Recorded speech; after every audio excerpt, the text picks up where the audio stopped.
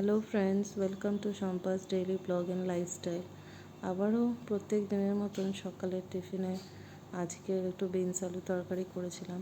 অল্প তেলে কালো জিরা ফোড়ন দিয়ে একটু বিনস আর কুমড়োর তরকারি, এটা খেতে খুবই ভালো লাগে রুটির সঙ্গে।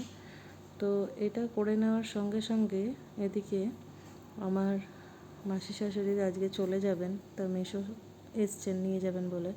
তো ওদিকে অনেক মাছ নিয়ে এসছে আমার হাজব্যান্ড।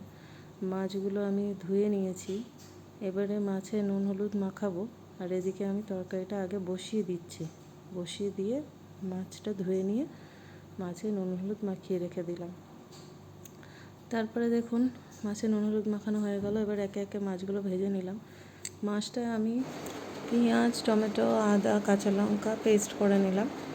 এদিকে কড়াতে একটুখানি তেল দিয়ে জিরে ফোড়ন দিয়ে পেস্টটা ঢেলে দিয়ে তার মধ্যে হলুদ, লঙ্কার গুঁড়ো, জিরের গুঁড়ো, ধনের গুঁড়ো দিয়ে মিক্সটাকে ভালো করে কষিয়ে নিলাম।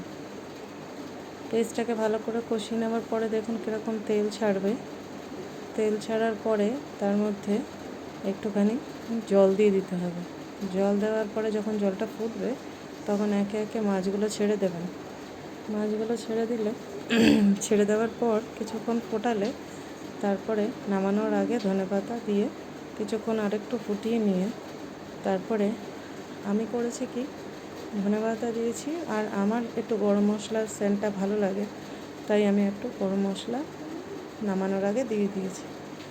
দিয়ে তারপরে আমি মাছটা নামিয়ে নিয়েছি। খুবই অল্প মশলায় দেখুন কতগুলো মাছ করে ফেললাম। আমার মোটামুটি 1.5খানা পেঁয়াজ, একটা টমেটো, কাঁচা লঙ্কা আর অল্প একটু আদা লেগেছে। খেতে খুব টেস্ট হয়। তারপরে আমি একটা চাটনি বানাই, যেটা তেল ছাড়া আর কি, তেল দিই না একদম। আগে টমেটোগুলোকে ভালো করে ধুয়ে নিয়ে টমেটোগুলোকে প্রেসারে সিদ্ধ করে নিই। করে নেওয়ার পরে ওর মধ্যে একটু তেঁতুল দিয়ে দিই। তেঁতুল দিয়ে সিদ্ধ করে খোসাগুলো ছাড়িয়ে নিয়ে তারপরে ওর মধ্যে তেঁতুল দিয়ে একটু ফোটাই। ফোটানোর পরে তারপরে এরকম ফোটানোটা দেখতে লাগে। তার মধ্যে আমি একটু ভাজা মশলা আমার করে রেখেছিলাম, জিরে আর শুকনো লঙ্কা, তা সেটা দিয়ে দিলে। আর আমরা গুড় খাই, তাই গুড় দিয়েছি চাটনিতে।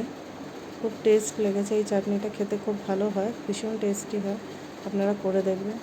আজকে ব্লগটা এখানেই শেষ করলাম।